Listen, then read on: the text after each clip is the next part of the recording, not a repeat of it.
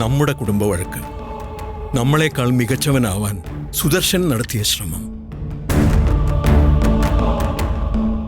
എവിടേക്കോ നമ്മുടെ മുമ്പിൽ തോറ്റുപോയി എന്നുള്ള അവന്റെ തോന്നല്, അതല്ലേ എല്ലാത്തിനും കാരണം. സ്വന്തം കുടുംബത്തിലാണെന്ന് പറഞ്ഞിട്ട് കാര്യമില്ല, ബന്ധുവാണെന്ന് നോക്കിയിട്ടും കാര്യമില്ല, ക്രിമിനലാണ്. എന്നെങ്കിലും ഏതെങ്കിലും ഒരു നല്ല പ്രവൃത്തി സുദർശനോ അവന്റെ ഭാര്യയോ ചെയ്തതായിട്ട് നിങ്ങൾക്ക് ഓർമ്മയുണ്ടോ?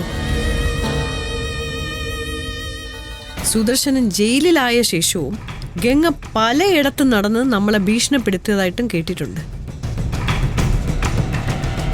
പല തവണ വിളിക്കണമെന്ന് ഞാൻ കരുതിയതാ, പിന്നെ വേണ്ടാന്ന് വെച്ചു. നന്നായി. അത്തരക്കാരോട് ഇടപെടാതിരിക്കുന്നത് തന്നെയാ നല്ലത്.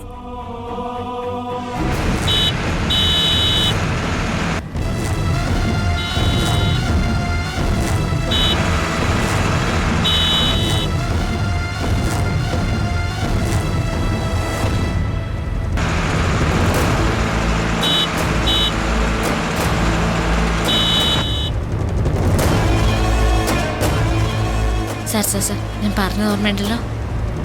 ഓ ശരി ശരി ശരി.